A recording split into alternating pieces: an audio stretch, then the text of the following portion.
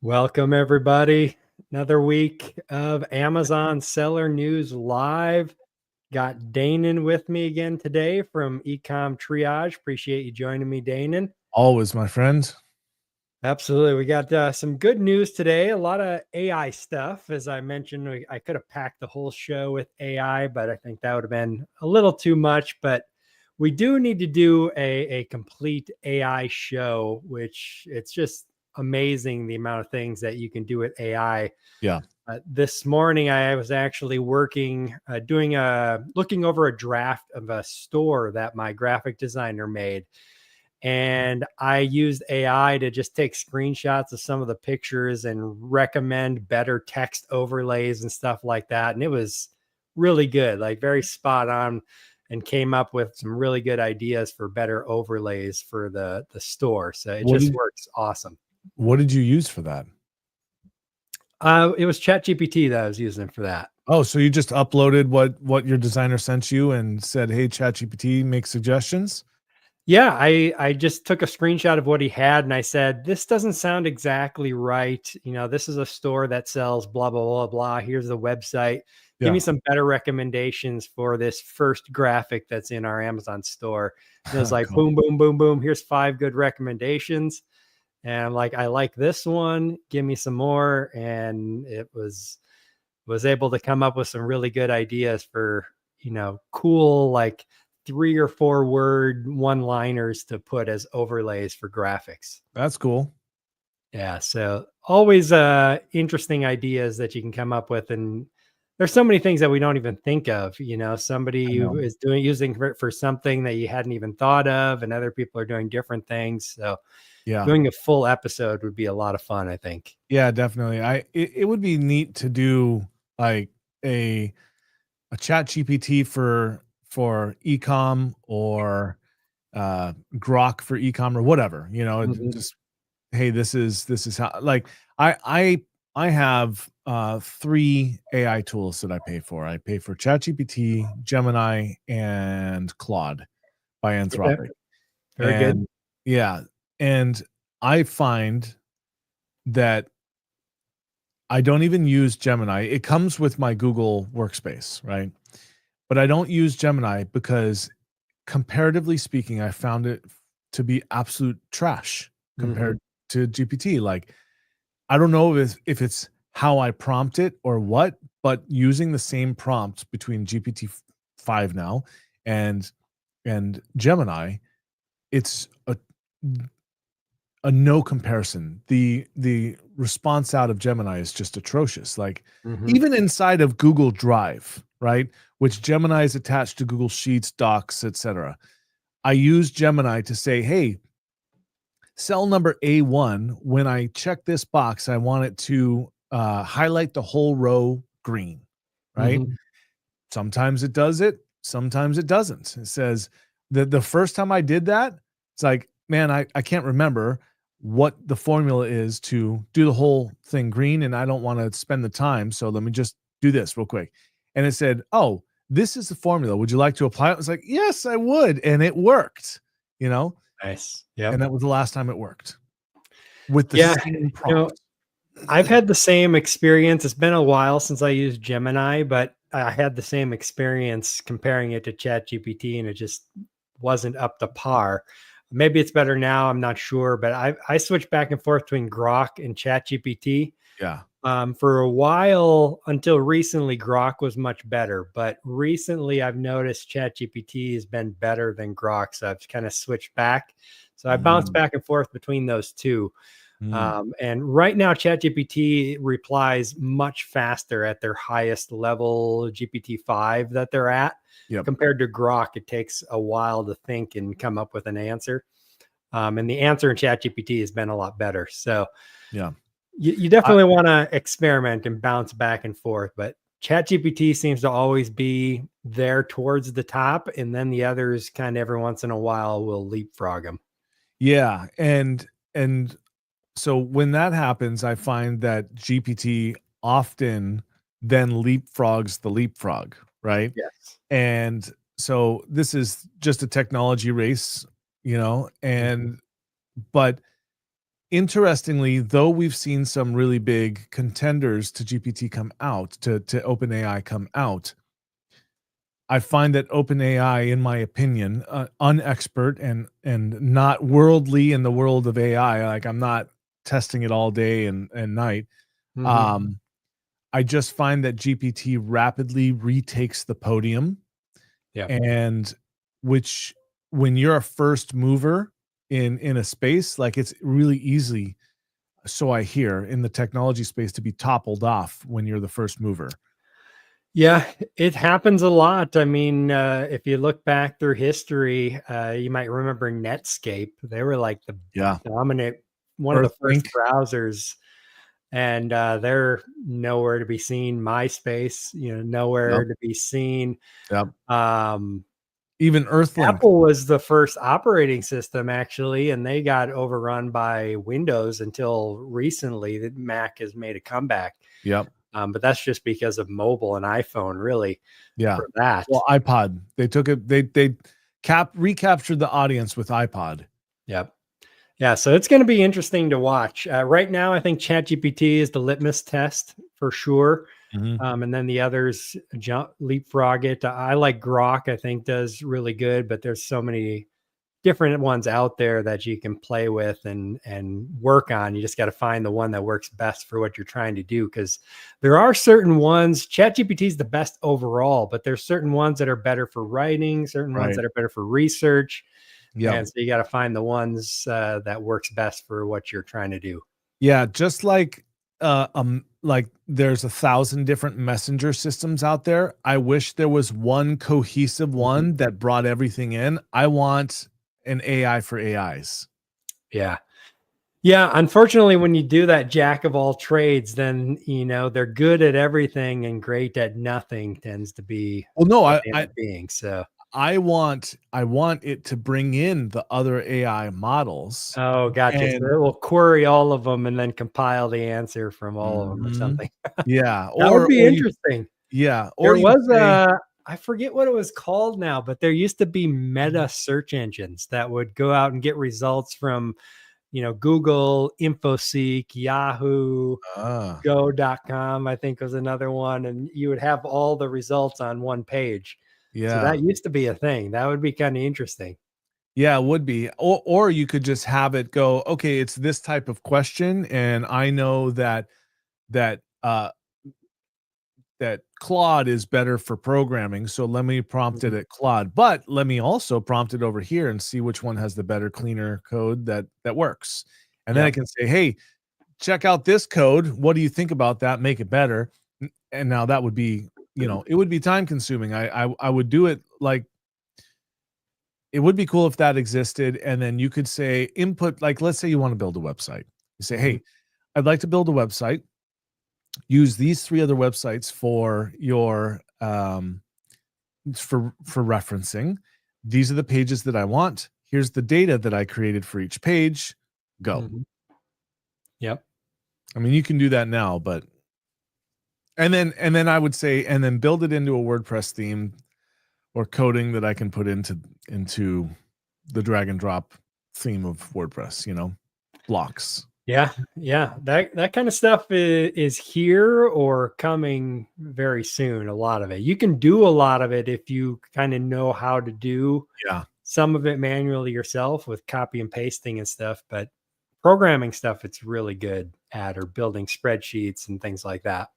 Yeah, so you know what I'd love to have is a master class on using AI for spreadsheets, Hmm. because I've not been terribly successful. I haven't spent a lot of time with it, but I've got some pretty massive spreadsheets that I use in my company, right? Like for instance, uh, I've been doing strategic partnerships in the Amazon space for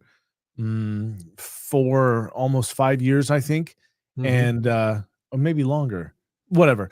And so I've got a spreadsheet of all of the companies, the influencers, the course creators, the podcasts, the newsletters, everything that I have met and worked with over the years. Hmm. That list is like 600 or something like that or more. but I don't have everyone's emails, and I don't have everyone's domains and stuff like that. So I'd love to be able to just put my spreadsheet in and say, hey, I've got the company name. I might have the person's name. Can you go find me the company's phone number and put Mhm. it into this field? That's what I'd like to be able to do. Or even Yeah, better, that would be ChatGPT's agents that you would program to do that. You just yeah, have to set up the workflow and it would find that information for you. you want to help me with that after this? I've got to dig into that more as well. I want to use the Yeah. agents to do a lot of the kind of the grunt work that Yes. VAs are doing right now. That just is not the funnest stuff for them to be doing, and they could be doing more important things. Yeah. Yeah. If they can do, build the agents, then Yep. Yeah, it's going to be really cool to see where things are going and how much it's going to be able to do. But let's go ahead and jump into the first story, and we do can it. actually keep talking about AI anyways here. So the AI commerce wars have begun, according to Mhm. Forbes. The world's biggest tech and retail giants, Amazon, Google, Walmart, OpenAI, and Shopify, are battling for control of the future of shopping through AI powered agents. These agents don't just recommend products, they make purchases on your behalf, eliminating the need to browse, click, or even leave one app. For Amazon sellers, this shift means whoever owns the agent will own the customer, making it critical to stay visible in trusted platforms like Rufus or ChatGPT's shopping tools. And I definitely agree the AI commerce wars have begun. They're definitely in the infantile stage, Yeah. and it's going to be a fierce battle, I think, because the winner of it, if it's not Amazon, could definitely overthrow Amazon at some point for e-commerce. And I was actually working in Rufus here, trying to get it to see one of the products that we sell. And right now it's not recommending it. So I'm digging in to try to figure out why and changing the bullets and title and A plus to include more Q&A type stuff that Rufus picks up on. But one of the problems is that if you're not over 4.0 in your rating, Rufus, I do not believe will recommend your product at all. Really? All right. Well, as we're talking about this, I'm gonna try that out. Because let's see if I can get it You're to going to recommend something. try it? Okay. Yeah. And the other thing in the research that I was doing to try to figure it out, right now, supposedly about 14% of searches on Amazon go through Rufus to find products. Whose Last number is year, that? it was at 13.5%. So these are numbers coming from Amazon. So, use them with a grain of salt. But what's interesting to that is from last year, it's only gone up 0.5% to right now this year. So it's been very minimal movement after that initial adoption of using Rufus to try to find products. I mean, I think that adoption of using Rufus has been us. I, Probably a I, lot I of experimentation, and Amazon's been playing with replacing the normal search bar with a Rufus powered search bar. So that is probably included in there as well. The beta testers for that, yeah. or the forced I testers. Yeah, I mean, in my testing with Rufus, I have not been successful at, well, the search sucks compared to just doing the regular search, right? Mhm. Now, I did test it for that, you know, it says that if you want to buy something that isn't on Amazon, that it will recommend products outside of Amazon that are hooked up with buy, what's the program called? Buy with Prime. Is it buy with Prime? Yes, I Yeah. believe so. So, yeah, I mean, it's I was able to find a product that was not on Amazon and get Amazon to Rufus to recommend it.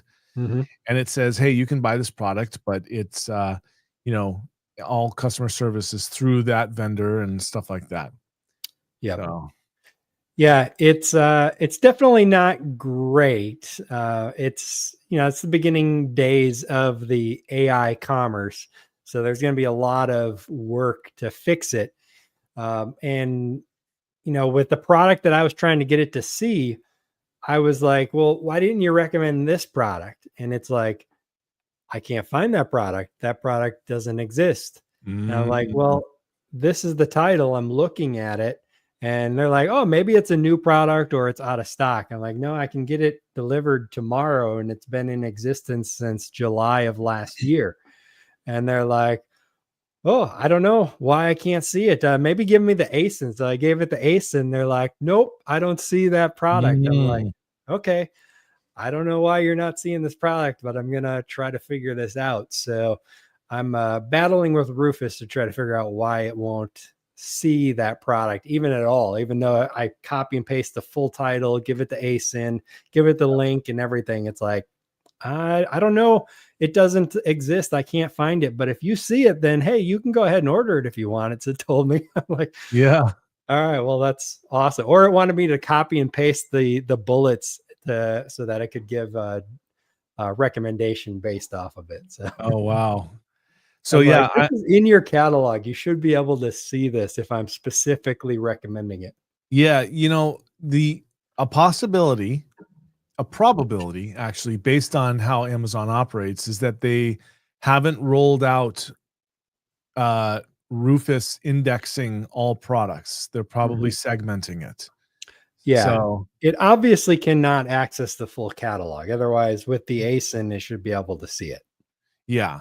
And by the way, to your point on nothing being recommended below 4 stars, Hmm. I've asked Rufus, I'm like, pages or many chat. I kept telling it more, more, more, more. I'm just looking for kids bike, right? Yep. The lowest rating, and I've only seen 2 of them out of probably 100 products at this point. So by 100 products, you're already several pages in on Yep. normal search results. Nothing below a 4-star, and all of them are the only 2 4 stars. Okay. So that's very interesting in that, like, I help Amazon sellers do negative review removal. Like, that's actually a very important point for me to know in that is like, hey, Rufus doesn't recommend anything below 4-star. If you're at Hmm. 4-star or below, you better be doing what you can to Yeah. get above 4 stars. Yeah, and it makes sense, right? Yeah. Because that's one of the metrics for whether a product is something good to recommend. That's the Yeah. social proof. So if you're Yep. below 4 stars, you're gonna see a huge drop off in sales anyways. So why would Rufus make any assumptions that the product is good if you're not even above 4 stars? Yeah, exactly. Yep, that makes a lot of sense. I think I still don't see people widespread adopting Rufus, Hmm. but Amazon may force it on everyone by implementing Rufus directly into the search bar where everyone goes anyhow, Yeah. which is likely.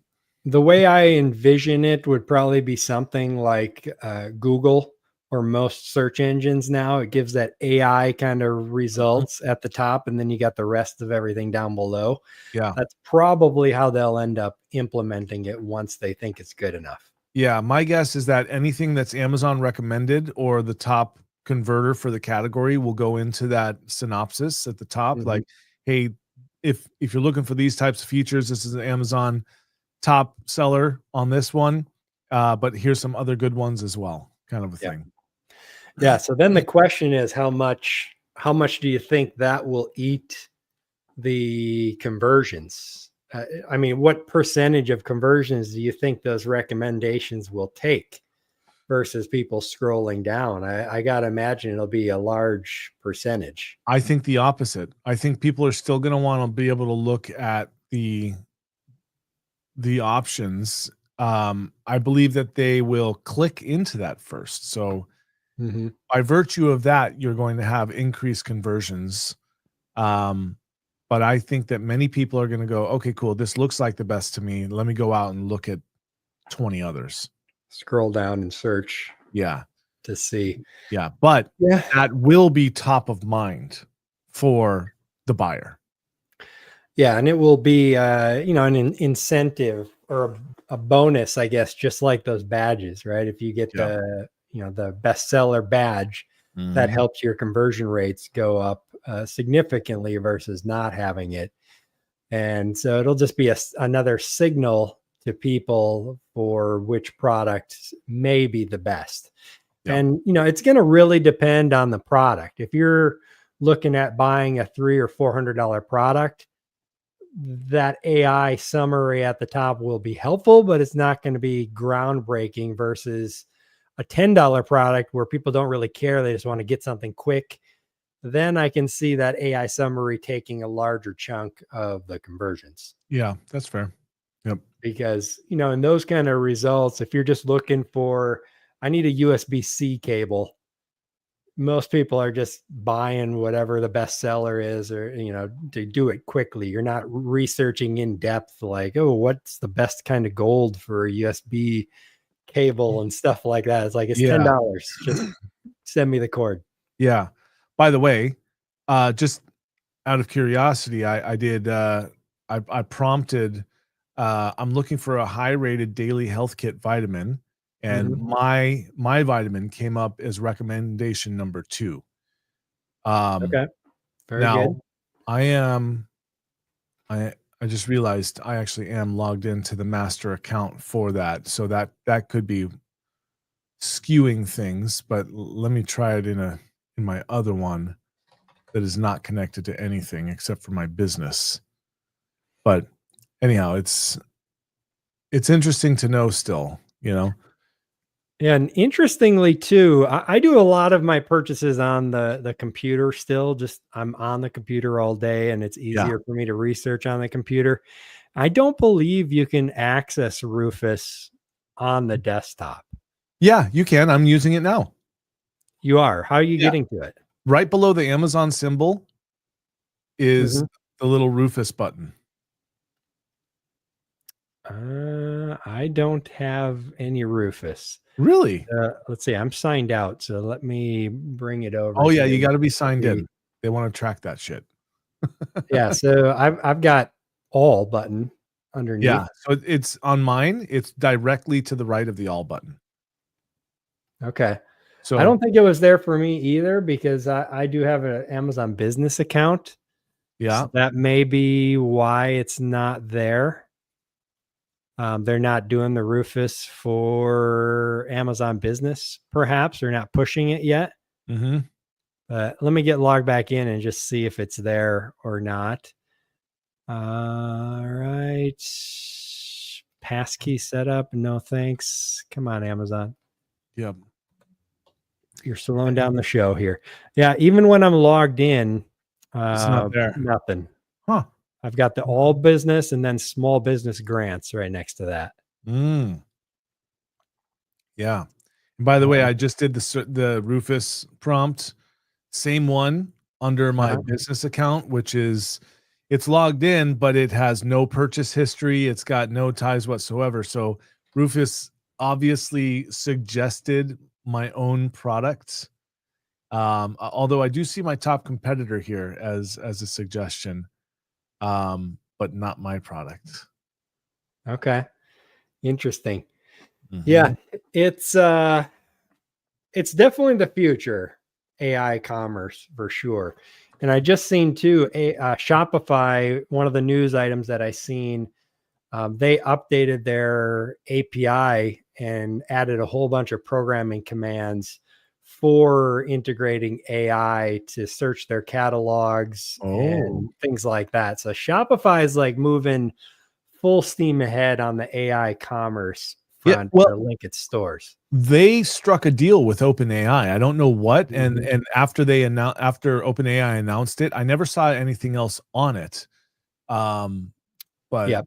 yeah, Yeah, they're going full steam ahead. They've opened up their catalog pretty much completely. The only thing that they're denying right now is the ability for AI to check out Right. without a manual process at the finish. Yeah.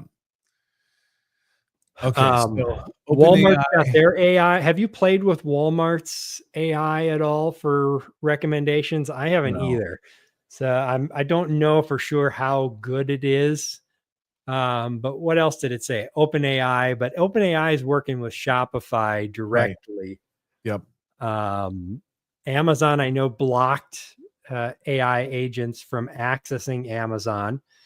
We were playing with that last week, trying to get ChatGPT to find out information on listings, Uh-huh. and it was not able to get information on Amazon.com. So it was pulling from Amazon Australia and India and Saudi Arabia was getting information because apparently it could access those pages, but it couldn't access the .com pages. Wow. Okay. So I just prompted GPT-5, are you able to access Amazon.com? It says, yes, I can retrieve current data from Amazon.com. Okay, so All maybe right. something has changed. Let's see. I'm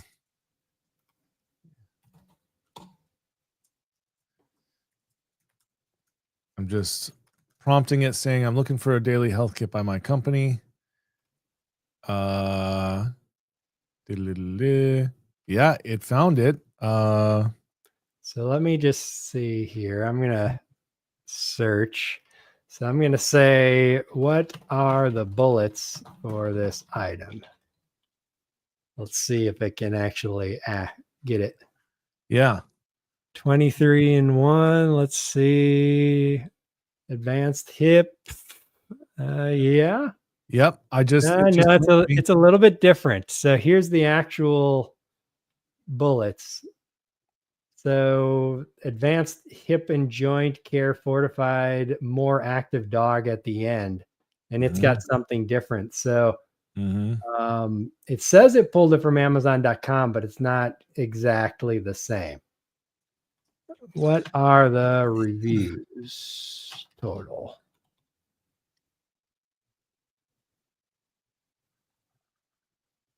Hmm. 939 total reviews. 973 is actually what it is. So it is not pulling the most recent data. Yeah, it's cached. Here's the sources. Let's see what the sources are. Amazon.com.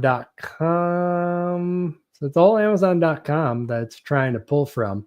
Well, Um, then it wouldn't then I could see Amazon being like, "All right, we'll cache data and give it to you like 3 months later." Like 3 month yeah. old data, you And know? it's claiming it's 4.5 when it's actually 4.6. So it's definitely Yeah. behind in the data that it's getting. So Yep. and remember, AI is okay lying to you and making stuff up Right. to pretend it's better than it is. Yeah. Are you getting live data from Amazon.com? Yes. Why is it not the same as the live page then?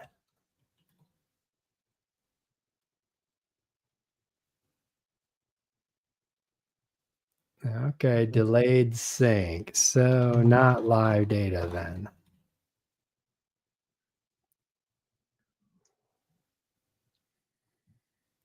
Okay. It's not exactly the same as what you see for some reason. So yeah, it's live, but it's not the same. Mhm. Is what it's saying. Mhm. But yeah, we do know that Amazon is blocking it in some way, at least from pulling it in for results Yep. for products and stuff. So what is your guesses? And by the way, everybody out there watching, I see there's a bunch of you watching. If you got any questions or comments, throw them in the chat, and we'll bring them into the show. So, That's right. what are your thoughts, Dane, and anybody out there listening? How long do you think it's going to take before AI commerce becomes just a normal way of life, kind of like shopping on Amazon is now? I think next year, dude. I think that you'll be able to go to like GPT Commerce, Hmm. GPTC, commerce.openai dot AI, and I think that you'll be able to say, this is what I'm looking for. Well, I take that back. 2 years. 2 years until it's basically its own results page, similar to Amazon or other websites. Hmm. But it's going to basically, what I foresee happening is Shopify and other large commerce platforms are going to add code for AI tools, LLMs, to go in and extract the information so that it can structure it in its own results. But then when you go, so you'll get like a, a tile of products and descriptions and stuff like that. But when you go to Hmm. check out, you'll also do that through OpenAI or Hmm. the GPT. I mean, the LLM, and you will your credit card information, everything, your shipping, blah blah blah. It'll all be there. It'll all be verified there. But then it will send the request to the website, and they will then have to fulfill it and stuff like that. Yep. So that's what I foresee happening, which basically takes you rapidly away from Amazon, which Amazon's going to hate, right? But opens the door to the entire world of products outside of Amazon, and hopefully with the same conveniences. Yeah, you could be correct. 2 years. I would maybe go 3 to 4, maybe I, even 5 before it's super I commonplace. agree with that. But like initial, I think 2 years or less is when you're going to start seeing it, the Yeah. first versions of it. And here's what I could see happening. Shopify is obviously trying to take advantage of this as fast as possible to Mm-hmm. gain market share. And Mm-hmm. the main difficulty for Shopify has always been that they're just thousands of separate stores with no cohesion Cohesion. at Yeah. all. Yeah. And so they've been looking for a way, I think, to do that for a long time. And AI is the way for them to kind of become a search platform or a shopping platform like Amazon by using AI to bring every site together into one. Yeah. And I think you're going to see uh, Amazon will probably move to open up its data and ability for AI platforms to shop on Amazon pretty quickly. And I say that because the retail profit of Amazon is shrinking more and more. Mm-hmm. The profitability of selling products is less and less compared to selling ads and compared to running logistics, which is and of course AWD, or not Mm-hmm. AWD, the AWS, their web services Yeah. platform. Yeah. So I think the Amazon is going to be willing to open up their catalog in exchange for some kind of fee or something like that, Yeah. because the profitability is not with selling the products. The profitability is with the ads and the logistics and the back end of supporting all this stuff. Yeah. Uncle Jeff's gonna have to make his dime, you Yeah, know? for sure. So I could see them opening up, and Shopify is already opening up. Yeah. And now you're going to have a central location that's going to search all of Shopify stores, all of Amazon, and start bringing results together in a feed and suggestions and stuff from everywhere on the web. Yeah. So you've got Shopify, Big Commerce, WooCommerce, Wix for much smaller businesses, and Mhm. then there's a couple others I can't remember the name of, that are very large commerce companies. And then, of course, after that, you've got ERPs, right? But as a whole, when it comes to building your own ecom website, there's really just a handful of big options out there. Mhm. WooCommerce is free but complicated. Shopify Yes. is, I don't know how expensive it is today. I don't do Shopify anymore, but it's cheap when you're small. It gets expensive when you're big. Mm, yeah. So, you know, I think that they're just all going to rapidly adopt this and put in a code base Hmm. to basically create a product feed into AI, and then Yep. AI will assimilate and show the results based on their own um, structure and data. And so, w- what I wonder though is, are these platforms going to take what you've already written for your products and make that the data that it feeds AI? Or are we going to have to be doing, just like in the early days of SEO, some form of keyword stuffing or alteration of content to ensure that the AIs are seeing what we need them to see to display the results? Yeah, I think both. Yeah. AI is going to be smart enough to process the information that's there and figure things out, but it's also going to be beneficial, as I mentioned, to have a lot of frequently asked questions and answers built into your bullets and description and a separate section.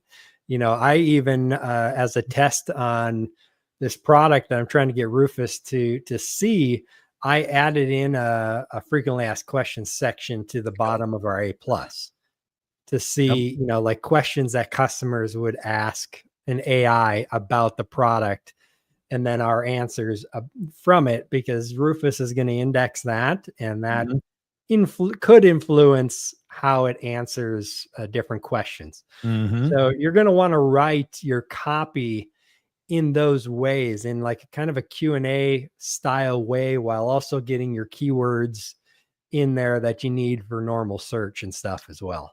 Yeah. So there's quite a few people out there that think that SEO is dead. Um, I've heard that, hey, having these pages and building these blogs and stuff like that isn't the way anymore. It's so far from the truth. It's Yeah, crazy. definitely. And so if you think about, how do you search for a product? Let's say you need a new camping tent. Well, Mhm. do you suddenly and already know the model, make, model, and all that of the tent that you want? You do not. So maybe Mhm. you go to Walmart and you look around, you're like, okay, cool. Now I know some stuff, Coleman and whoever else. But Yep. what are you going to do today? Now you're going to go to ChatGPT and say, I've got a family of 6.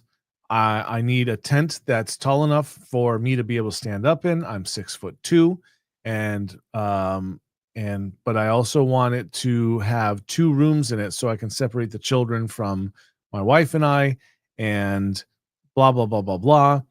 Give me a list of what's out there. And it's going to go, cool, here's a list of what's out there, and create its own thing.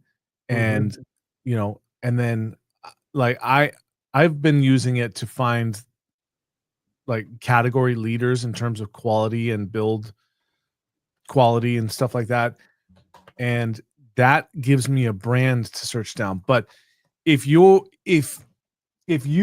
are not so detailed and you go, hey, I need a family camping tent, what features should I look for?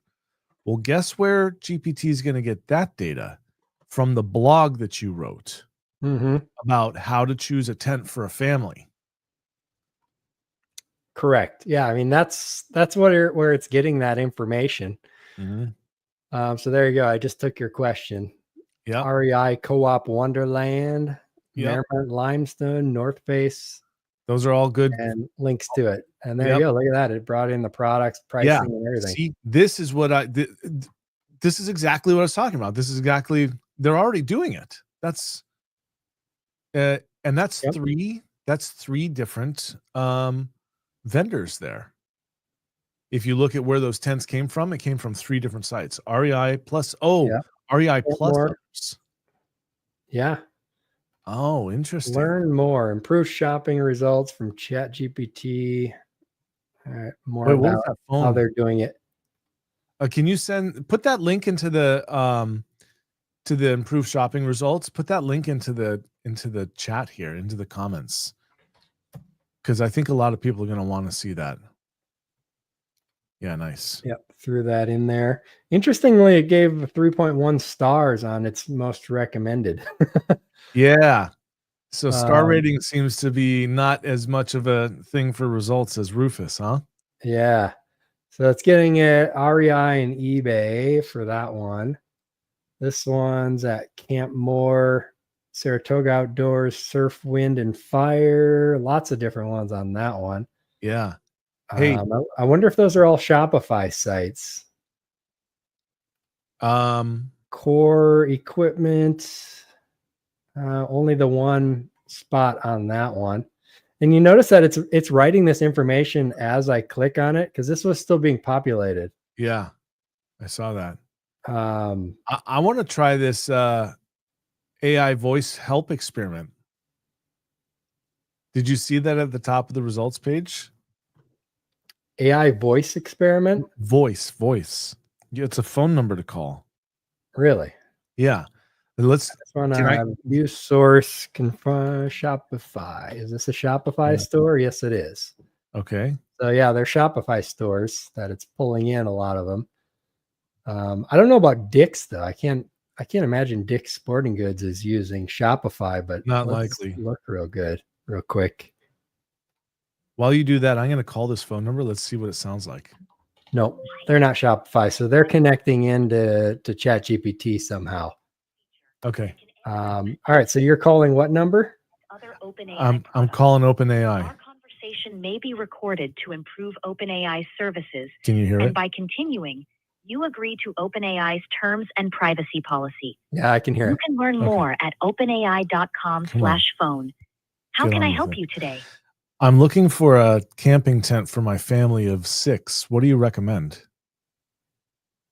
I'm happy to help with questions about OpenAI products or services.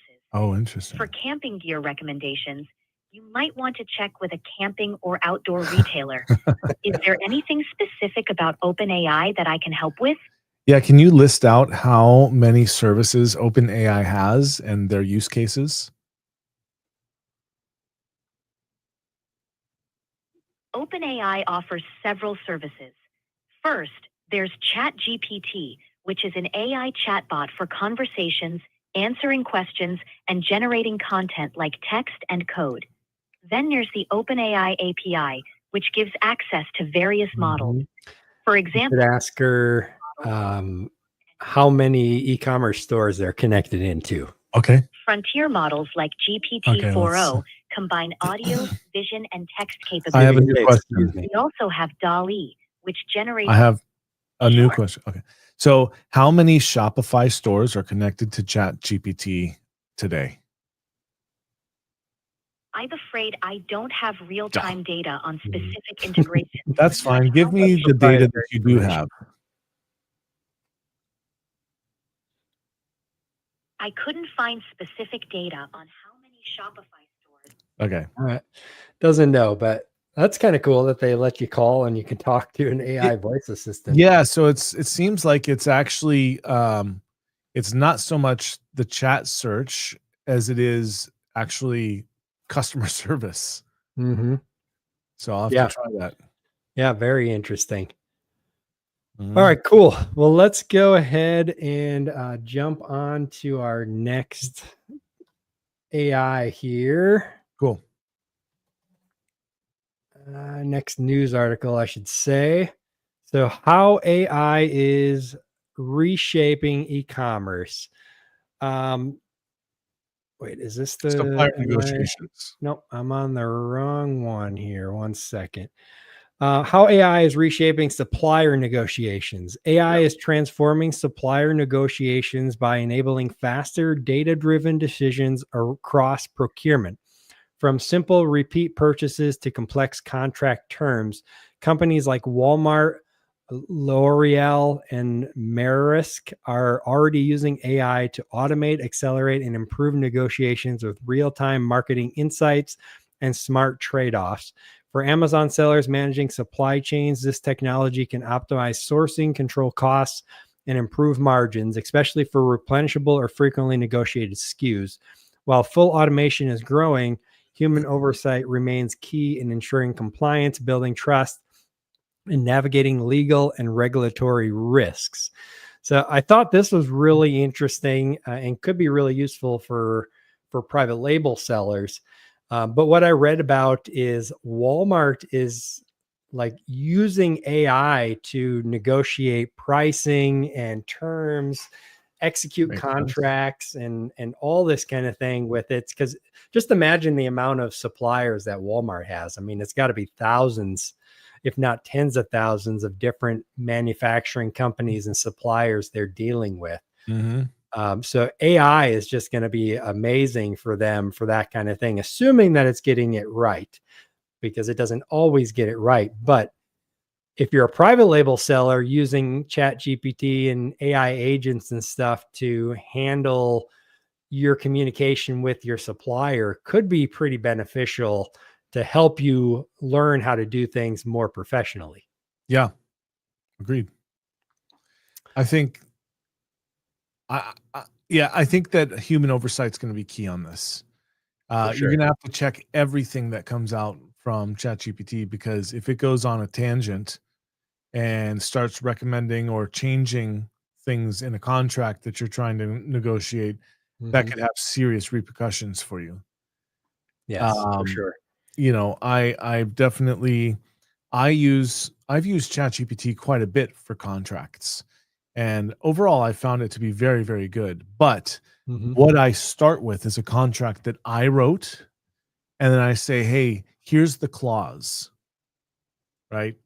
Is Yep. there anything that's missing from this?" And Yeah, then I I do the same. individually update clauses, and then I go, "Here's the contract. Is there anything that's concerning on my side in terms of not being protected?" Mhm. And it'll make recommendations. Even though it may have individually recommended each clause, it'll then look at it as a whole and say, hey, contact a lawyer and blah blah blah, but this clause is this clause is that, maybe you want this here. And it'll very easily, you can very easily overcomplicate contracts, which, Mhm. I mean, shit, that seems like an impossible thing to do. Contracts are already, can be so complicated. But Yep. I try to keep my contracts like really simple and really easy, so there's not like, well, it could mean this, and it means this to me, and it means this to, and it means this to my lawyer, and it means this to your lawyer. So why don't we pay them to argue about it? Mhm. You know? Yeah, you definitely gotta be careful with that. I do the same thing with my contracts, and one thing that I've really started using AI for is if I'm signing someone else's contract, Mhm. I'll download it and throw it into AI and just say, "Hey, is there anything weird here or anything, that I should be aware of?" And show me, like, the most important points, and it's like, boom, boom, boom. This is out of norm with, industry standards and stuff Yeah. like that. So it's really helpful because then you can say, "Okay, draft me some bullet points of what I should go back to try to change on this." And then you can pick and choose which ones make sense and which ones don't. Yeah. I sign a fair number of NDAs, Mhm. for, because I've got very large brands that are clients of mine, Yep. and I tell every brand the same thing. Hey, look, I have no problem signing it, but just so you know, there's absolutely no reason for me to sign it, because I don't have access to anything that isn't already public data. Mhm. And when I get, send cases through their Seller Central, I don't have access to anything at all except for the case that I sent, right? So there's literally nothing that I can see and nothing that I can access. But still, these large companies like, yeah, well, be that as it may, it's company protocol for, if you want to talk to us, you have to sign a non-disclosure agreement. Like, okay. But Yep. in those clauses, I say, hey, listen, I want it to specifically state that if there's nothing, that it's null and void when it comes to public information. Mhm. That's not in there, then I say, well, look, just add that and then I'll sign it. Yep. Yeah, and one thing that this makes me think about is just the fact that already you can see AI is taking over just about everything in these big companies, from customer service to negotiations and stuff like that. And that's just going to go to the extreme over the next couple years. Yeah. And so that's going to be another area where I think a small company will be able to compete against these big companies, small, 5-person team or something like that. You guys don't need to make $1 billion. If you're making $5 to $10 million a year, you're doing great. And you can do the human to human conversations and support and stuff like that. And it's going to be an area where small businesses will be able to set themselves apart from big businesses who just can't do the one-on-one conversations. And there will be a certain group of people that will want the human interactions that AI is not going to provide. Yeah, there's also the fact that there's often going to be scenarios where the AI doesn't have the answer for it. And so, there's got to be, I believe that for every company, there's got to be an option to escalate it to a human, right? Because otherwise AI and these chatbots that help with customer service, they go cyclical, right? It's just, oh, cool. Well, what product are we talking about? This product. Okay, what's the serial number? This serial number. Okay, cool. What's the problem? This problem. Oh, okay. Have you tried this? Yes, I plugged it in and turned the button. Right? It didn't work. Okay, have you tried this? Like, yes, I've tried all of that. And like, okay, what's the problem? Okay, well, have you tried this? And like, come on, just I need a warranty replacement. Yeah, it's super annoying when you get stuck in those either chat loops or phone tree loops, and you're like, I've already done all this stuff. I need to talk to someone. Yes, you're yelling in the phone or yelling at the chat bot. Like, damn it, just give me a live person so that I can figure this out. But the chat bot's going to be like, frustrating. I'm going to have to ask you to not be so upset. And that's going to aggravate even more. Be so aggressive, I'm going to have to disconnect this chat. Yes, exactly.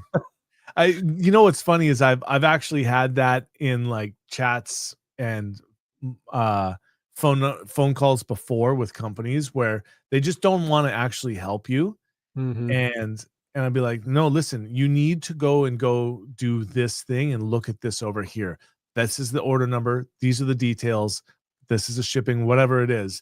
And they go, sir, you're going to have to, tone it down with me or I'll disconnect this chat. I'm like, I'm not, this is a chat. You don't know what my thing is. My attitude is. I'm telling you what you need to go look at so you can help me. So either do that or transfer me and then disconnect this chat. Yes.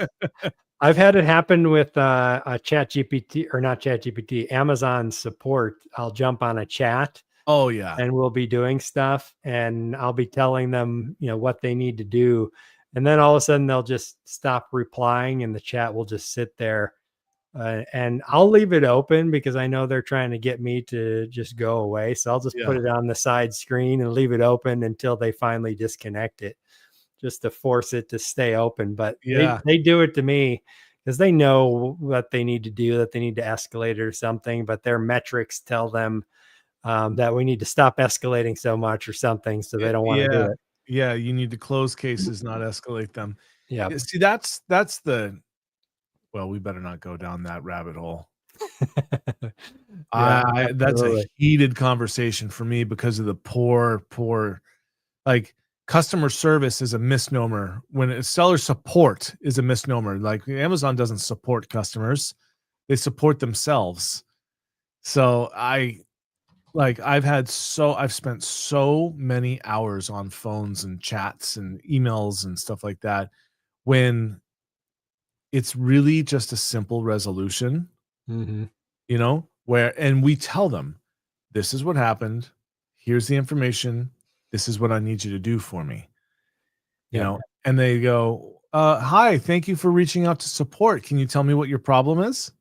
Like, I know it's so annoying. Like I entered the whole problem. Why are you asking me? Yeah. I actually now I write it somewhere else and copy it and paste it because I know that I'm going to have to repeat the whole damn thing. Yeah.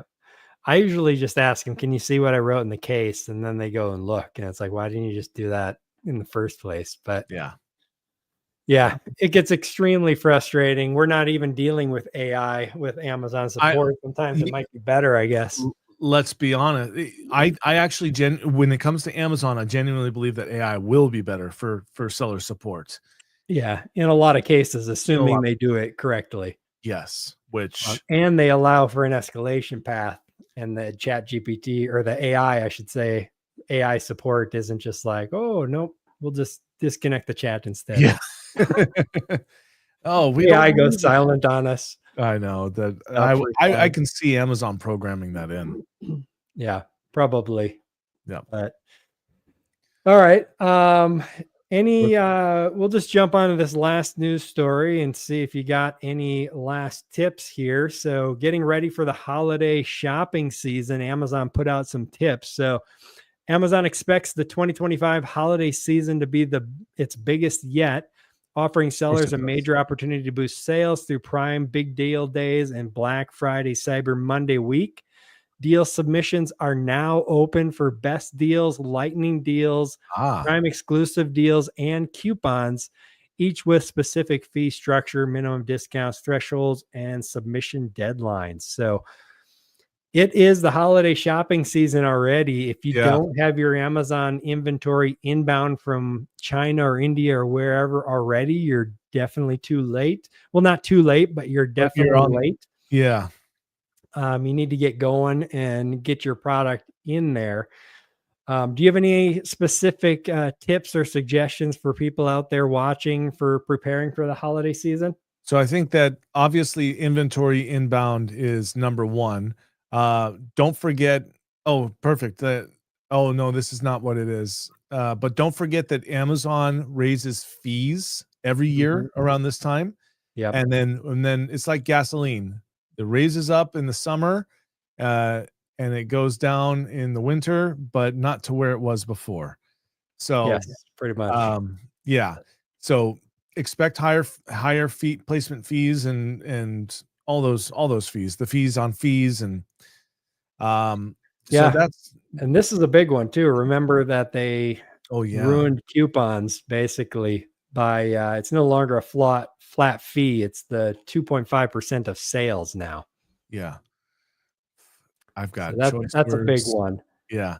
I mean, I don't do coupons or anything like that, but I know it's an excellent model, especially for launch, for you to be able to have a higher product price, but use a coupon and not have to do a lower price and then incrementally raise it thereafter. But yeah, I mean, that makes it so expensive. It's just crazy. For sure. It's so here's those dates, by the way. So Prime Big Deal Day is the next sales event that's coming up, which they haven't released the dates for, but here are the dates that you have to have your inventory in by. Wait, is that a new one? I don't remember Prime Big Deal Day. No, I think they had it last year as well. It's it's just another sales event that Amazon has made up. Is it just another Prime Days? So obviously it's probably gonna be in the end of September, beginning of October. Yeah. Because they've got the cutoff September 19th. Yeah. So I'm thinking it's just gonna be kind of a lead up sales event to Black Friday, Cyber Monday. Probably. Okay. Yeah, I guess that could be. I mean, all right. Interesting. Let's see. So, advertising. There was a tip that I recently heard about advertising during the holiday seasons. Depending on the product and all that stuff, you do not necessarily need to go and boost your advertising because you're going to see a rise in your conversions anyhow, because it's just shopping time. So yeah, depending on what you're trying to do. If you're in growth mode, you'd probably want to raise them. If you're in maintenance mode, then you don't necessarily have to do that. Yeah. I would look into your budgets and stuff to make sure you don't run out on your best campaigns. Maybe look into day parting as well, especially for that period, so you're not running out of budget. Does Amazon allow day parting inside of their PPC management system? That's a good question. I'm not positive because I use Ad Labs Yeah, okay. to I was just manage gonna it. say Ad Labs, yeah. And so it's built into there. It's been a while since I've done it inside the Amazon campaign manager. I don't think so, unless it's something recently that they've added. Yeah, I don't think so either. But yeah, okay. So day if you want to do day parting, like that people do research around this time, add to cart around this time, and check out around this time, because Mhm. that data is out there in some select places, but you might consider day parting for sure. Yep. And then one thing when it comes to what I do, if one thing that this is a common occurrence when it comes to just before Prime Days, Black Friday, Cyber Monday, uh, Christmas shopping, etc. That's when the nasty competitors go out and post a bunch of fraudulent reviews on their Mhm. competitors. Yep. So if you want the best, if you're in an area like supplements, electronics, beauty, toys, etc., clothing, if you want to have the best chance of not having a fraudulent attack ruin your sales days, then you need to contact me at Ecom Triage and we need to get started with doing review removal for you. You want to start now, not then. Yep. Yeah, I would agree with that. And to go right along with that, I would say make sure you've got all of your paperwork ready Mhm. to go. If you're in supplements, you need all the testing paperwork and stuff. You need those documents ready. Have a contact at whatever lab you've used. Well, you probably are using one of Amazon's labs now, so they've got the direct connection. Have your invoices ready to go. Anything that you need for compliance, have that ready, because every year Amazon seems to like to do like a major takedown right before Q4. So you want to be ready for that, so that if you're going into Prime or into Black Friday and it's like the Tuesday before and they take your product down, so that you can get all that stuff submitted and hopefully get your product back up before Black Friday or Prime Big Deals Day or whatever it is. Yeah. Yeah. So that's a more aggressive tactic that will be used, is that the competitors will use these companies Mhm. that have hundreds or thousands of buyer accounts that they can rotate through, and they will leave specific in their case, keyword optimized nasty reviews Mhm. that like got sick, had to go to the hospital, like caused severe bleeding, blah blah blah, whatever it is. They'll use these and they'll batch them out. So Yep. you'll get hit over like a 2-day, 3-day, 7-day, 12-day, 30-day period, and Yep. then Amazon will suspend your product right before it's go time for you. Yeah, yeah. One other thing that I just thought of is to, number one, make sure you're brand registered. Hopefully, everybody's already brand registered with their trademark and everything, so your listings are locked down. But even with brand registry, you want to make sure, at least for your main products, if you got a big category, it's a little more catalog, it's more difficult. But Mhm. for your main products, make sure you go into the back end and edit it and fill in every single field that's back there. Even if it doesn't make sense for your product, put something in there so Even if that it's that field NA. is locked down, because the black hat people will try to inject their own stuff in there to get your listing taken down. I have a huge catalog of like resale products. I've got like over 10,000 products in the catalog, and I'm always finding listings that the brand name has been changed, the bullets have been changed, the description has been changed. A lot of times they're not brand registered products, but sometimes they are. Mhm. And it's almost impossible to get seller support to change that stuff back, because usually if they change the brand name, they're changing it to a trademarked brand registry name. And then Amazon support is like, oh, it's brand registry, we can't change it. I'm like, but it's a stolen listing. They Yep. don't care. Yeah. So make sure all of that stuff is filled out in your back end, especially for your main products. That would be disastrous if something got taken down. Yep. But all right, we'll go ahead and wrap it up there. Cool. This has been a lot of fun, a lot of good AI talk. I appreciate everybody out there watching. Every Friday we do this 1 p.m. Eastern time. So definitely join us next week. And Danon, I appreciate you joining me again. Yeah, buddy. See you next Have an week. awesome weekend, everybody. All right. Bye, everyone. Talk to you later.